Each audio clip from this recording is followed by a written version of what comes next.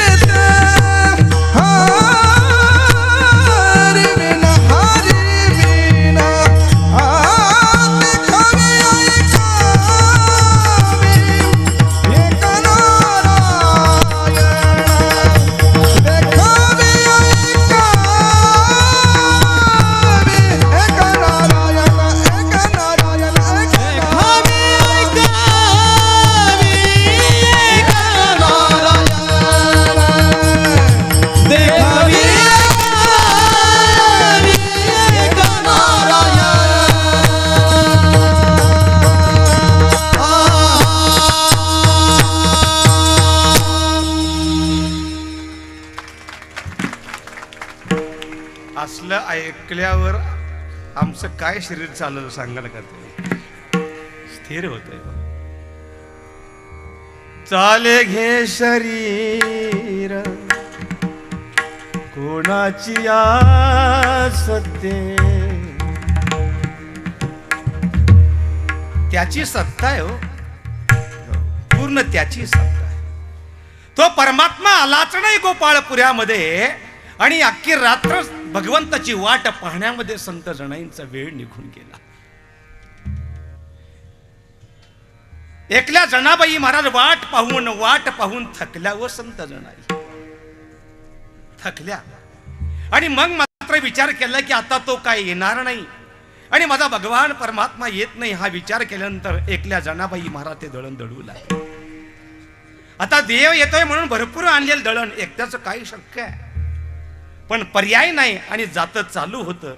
पण हाका मात्र जोर जोरानं संत जनाबाई महाराज देवाला मारत होते. देवा सुंदर माझे जाते,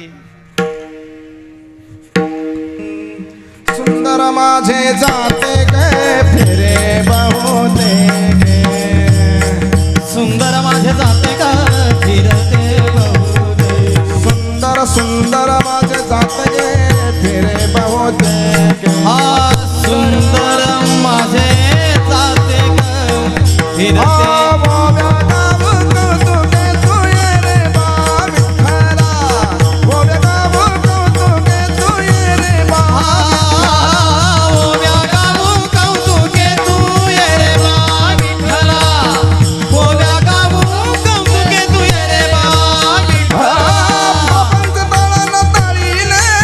पिठा म्या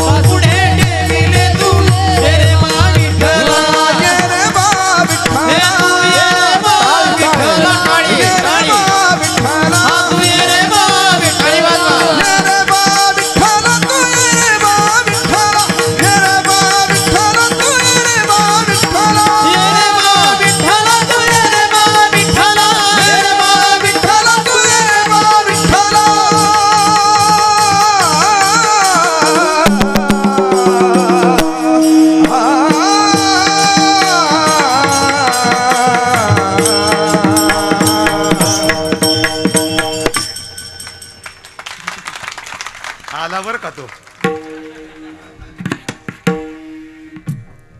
देवा तू धाव रे, देवा तू धाव. तुझी रात्रंदिवस भगवंता वाट पाहते, देवा तू धाव म्हणणाऱ्या जनाबाई महाराज. आणि भगवंताच्या लक्षात आलं की आता आपल्याला धावत गेलंच पाहिजे.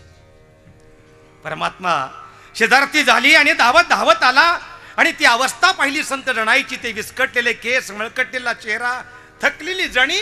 भगवान परमात्माला दया आली आणि सांगतो, जणे तू एक काम कर, आता तू विश्रांती घे, मी एकला हे सगळं दळण दळतो कणाय.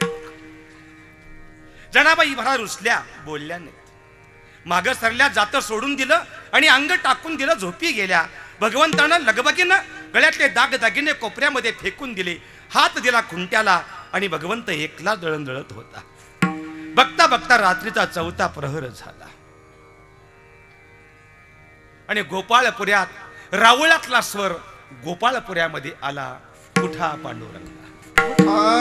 पांडुरंगा प्रभात समयोपातला. ताळ हा हा वैष्णवांचा मेळा करुणा पायी दाटला. वैष्णवांचा मेळा करुणा पायी दाटला. वैष्णवाचा मेळा करुणा परी दाटला. वैष्णवाचा मेळा करुणा परी दाटला. उठा पांडुरंग प्रभात समयो हा, ताळ,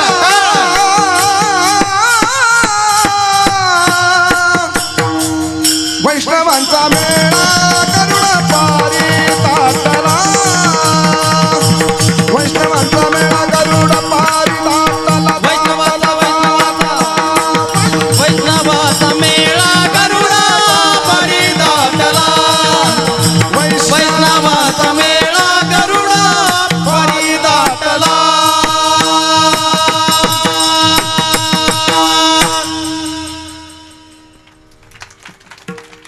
सर मावशी भाग्यवान आहे का नाही? पण विठाला विठाला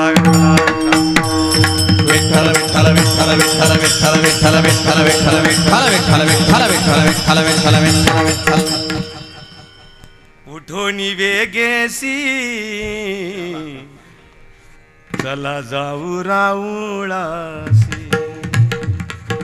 भाट्याच्या भोपाळ्या सुरू झाल्या. राऊळातला आवाज गोपाळपुऱ्यात आला आणि भगवंताची लगबग झाली. आख्यायिका माहित आहे, मी पुढे निघतोय. संत जनाईंची फाटकी गोदडी खांद्यावर घेऊन माझा परमात्मा त्या विटेवर उभा राहिला. महाद्वार उघडलं गेलं, समईच्या वाती वाढल्या गेल्या. महाद्वारामध्ये प्रकाश झाला आणि भाविकांच्या लक्षात आलं की देवाच्या गळ्यात दागदागिने नाहीत, देवाच्या गळ्या अंगावर फाटकी गोधडी आहे. आणि बघता बघता या पंढरीमध्ये हाहाकार झाला. ऐका ऐका, राऊळातल्या पांडुरंगाची चोरी झाली. राऊळातल्या पांडुरंगाची चोरी झाली आणि अख्खी पंढरी धावू लागली त्या राऊळात. वयोवृद्ध माणसं हातामध्ये काठी घेऊन टेकत टेकत धावतायत. एक एकाला म्हणतोय, युगे 28 विठेवरी उभा. अरे युगान युगे हा भगवान परमात्मा या विठेवर उभा आहे. पण कधी या कानाला असं ऐकाय नाही मिळालं की राऊळातल्या परमात्म्याची चोरी झाली. चोर कोण असावा? श्वानपथ काय म्हणून बोलावून घ्यावं, पोलीस स्टेशनवरून कंप्लेंट करावी. पण त्या काळची विद्वान माणसं एक सहज बोलला, अरे चोर सापडला. म्हणे कोण आहे? ज्याची गोधडी तो चोर. मग गोधडी कोणाची आहे ती शोध. संत जनाईंची लाडकी मैत्रीण म्हणू लागली, अहो ही गोधडी जणीची आहे, पण जणी चोर नाही. बघायला काय हरकत? अख्खा गाव गोपाळपुऱ्याकडे धावत आला. संत जनाईंना एकेरी भाषेत हाका दिल्या. जनाबाई महाराज धावत आल्या. समोर पाहिलं, अख्खा गाव धाड दिशे कोसळल्या. हात जोडले, मला बोलवायचं, आपण का आला? एक जण पुढे गेला, जणे ही गोधडी कोणाची आहे? पाहिलं गोधडीकडं. जनाबाई महाराज मनात बोलल्या, 100% देवानं काहीतरी काळं बोरं केलं. माझीच आहे. 4 मंडळी आतमध्ये झोपडीत गेली आणि समोर पाहिलं तर दागदागिने दिसले. प्रसंग असा वाईट आहे. संत जनाईंच्यावर चोरीचा आळ आला. त्यांना ओढत ओढत ओढत गावात आणलं. प्रसंग संत जनाईंना सुळावर द्या, मोठ्यानं हमरडा फोडतायत. कोण त्यांचं ऐकत नाही. चंद्रभागेच्या काठी सूळ उभा केला, तिथपर्यंत त्यांना आणलं आणि जाता जाता एक जण म्हणाला, जणे शेवटची इच्छा काय आहे? त्याने एकच सांगावं, माझी शेवटची इच्छा एकच आहे, माझ्या परमात्म्याला मला भेटू द्यात एकदाच. पुन्हा माघारी सगळी मंडळी आली. पुन्हा सांगितलं, आपण बाहेर थांबा, मला एकटीला भेटण्याची गरज आहे. आणि एकल्या जनाबाई महाराज आत गेल्या. लाल भडक चेहरा, लाल बुंद डोळे. देवानी पाहिलं. भगवान परमात्मा मनामध्ये म्हणू लागला, 100% आपलं काही खरं नाही. म्हणजे देव भक्तांना घाबरतो हे तितकं सत्य आहे. जनाबाई महाराज भगवंताच्या जवळ गेल्या. खाली वाकून दर्शन घ्यावं, विनवणी करावी, या लोकांना काहीतरी सांग असं म्हणण्यापेक्षा संत जनाई स्त्रियांच्या तोंडात असतील नसतील तेवढी मुक्ताफळं त्यांनी बाहेर काढावी. त्याला आपल्याकडे शिव्या म्हणतो. आता तसल्या शिव्या ऐकायला सुद्धा मिळत नाही. नवे नवे तसल्या शिव्या आता देता सुद्धा येणार नाहीत. त्याची संता घ्यावी लागेल. हे कराय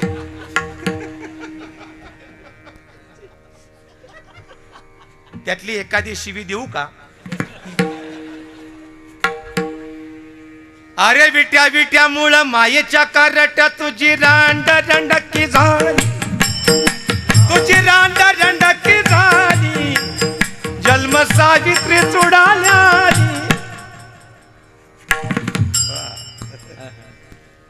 तुझे गेले रे बामडे, तुला पाहून काळ रडे. उभ्या राहोनी अंगणी शिव्या देती दासी. अंगणामध्ये उभा राहून संत जनाबाई महाराज शिव्या देत आहेत देवाला. या शिव्या आता ऐकायला मिळत नाहीत, कारण हल्लीच्या मुलींना तर ते कदापि शक्यच नाही. जास्तीत जास्त ती म्हणाल पागलच आहे, इतकंच तिला येईल, थोडं जास्त काही.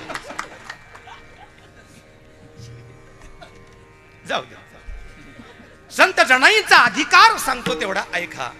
प्रसंगी संत जनाबाई महाराजांच्या डोक्यातल्या उवा देखील देवानी मारायला यावं असे अभंग झाले.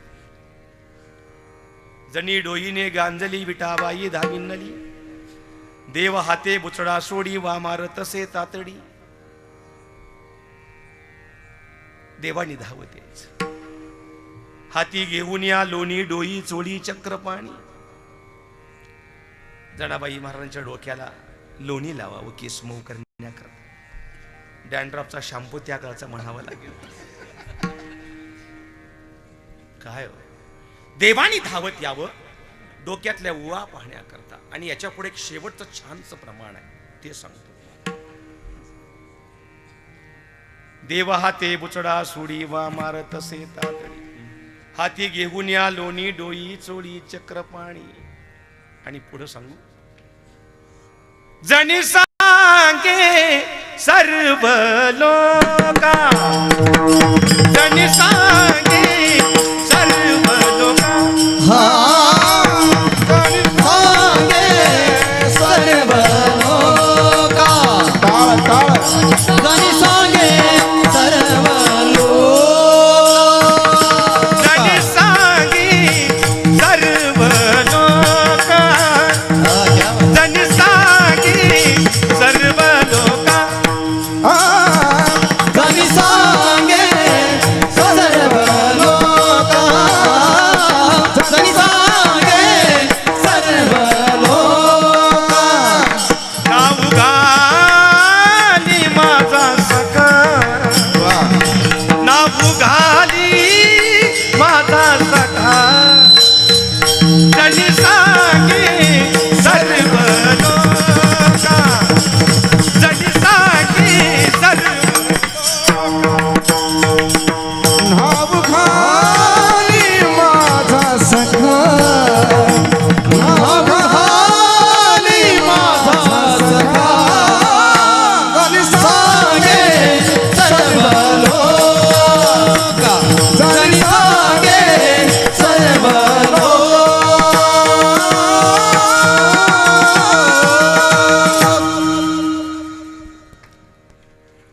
मी म्हटलंय, गरज नाही. जणी सांगे सर्व लोका, नाहू घाली माझा सखा. कारण मला माहिती आहे मला टाळी पडणार नाही, हे तितकं सत्य. जनाबाई महाराज ऐका का नाही विनोद केला.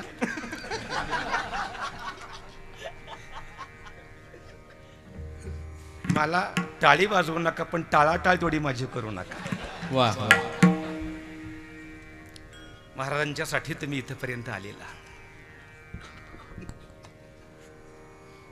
माझा भगवान परमात्मा मला नाहू सुद्धा घालतो म्हणणाऱ्या जनाबाई महाराज काय सांगा. एवढा मोठा अधिकार त्या जनाबाई महाराज देवाजवळ धावत आल्या आणि मोठ्यानं घाण घाण शिव्या घातल्या. देवाने टंदिशी विटेवरून खाली उडी मारली. संत जनाईच्या तोंडाला हात लावून सांगितलं, वेट लागलं का जणे? केलेल्या कामाचा पगार द्यायला आलेस का ग? अगं रात्रभर घरी तुझ्या रात्रभर दळण दळलं आणि माझा मी इथं विटेवर येऊन उभा राहिलो.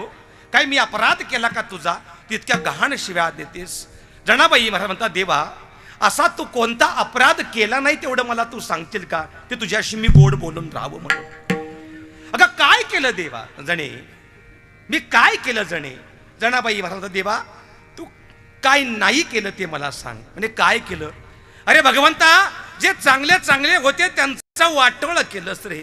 जे वैरी होते, जे विरोधक होते त्यांचं कल्याण केलंस देवा. हा तुझ्या दरबाराचा न्याय आहे, हा तुझ्या गादीचा नियम आहे, हा तुझा विठेवरचा देवा नियम आहे का? म्हणजे झालं काय? ऐकायचे देवा तुला? हो ऐकायचे. ऐक अभंगाचं पहिलं. पुण्यवंत पाताळा लोकीने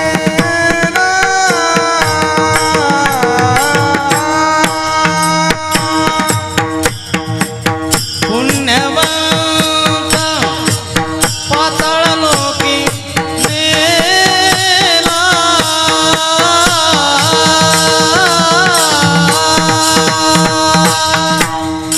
हा टाळ. ताळ पुण्यवंत पाताळा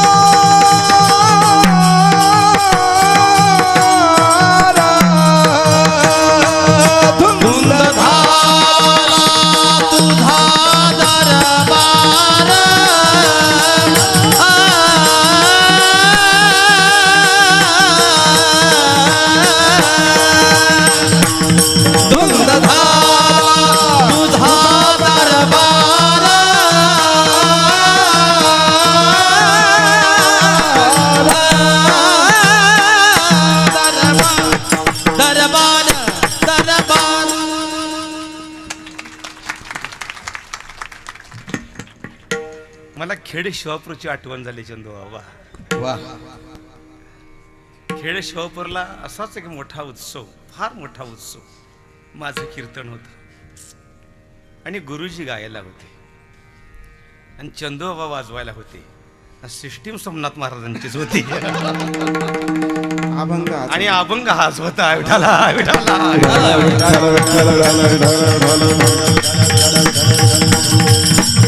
आणि तिथं ही चाल मी तुमच्याकडनं ही ऐकलेली, त्याच्यावर मला आज ऐकायला मिळाली. पुण्यवंत पाताळ लोकी नेला. जनाबाई महाराज भगवान परमात्म्याशी भांडतात ते, देवा अरे पुण्यवान राजा बळी पाताळामध्ये ढकलला रे भगवंता, पाताळामध्ये ढकलला. गोरगरिबांचा दाता होता, दानशूर होता राजा बळी, पण देवा त्याचं ऐश्वर्य तुला पाहुलं नाही, दानशूरपणा पाहुला नाही. अरे वामन अवतारामध्ये एका बट्टूचं एका छोट्या ब्राह्मणाचं रूप घेऊन तू बाळागत आलास, सर्वांना मोहून टाकलंस. अरे राजा बळीची मुलगी रत्नप्रभेला देवा तू फसवलंस, फसवलं तिला. आणि एवढ्यावर भगवंता तू थांबला नाहीस रे. 3 पावलं जमीन मागितली राजा बळीला तू. बळी राजा सुद्धा तुला पाहून भारावला आणि कमंडलू मधलं पाणी हातावर घेतोय आणि झारीमध्ये संकल्प सोडायला निघाला आणि म्हणतो काय हवाय? 3 पावलं जमीन. पण बळीचे गुरु शुक्राचार्य त्यांना नाही हे दुःख पाहवलं बळीचं. त्यांनी अडवलं, आळवलं, अनेक प्रकारे सांगितलं, पण राजा बळी ऐकत नव्हता. आणि म्हणून शुक्राचार्यांनी सूक्ष्म रूप घेऊन त्या झारीच्या होलमध्ये बसले. संकल्पाचं पाणी का खाली उतरत नाही म्हणून राजा बळीने एक दर्भ घेतला. याचा जोरदार ढोसल्याबरोबर गुरु शुक्राचार्यांचा डोळा फुटला गेला. आडाला म्हणून फोडी गेला डोळा,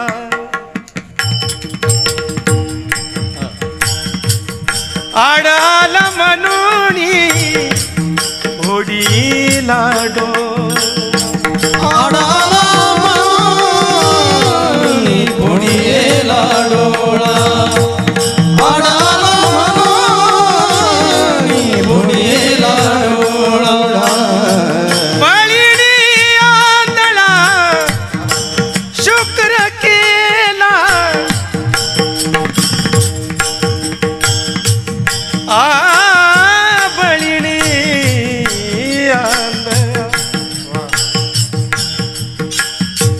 शुक्र केला बळीने.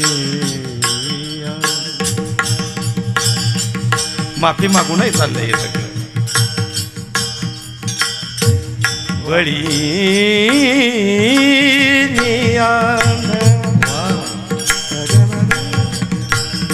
आ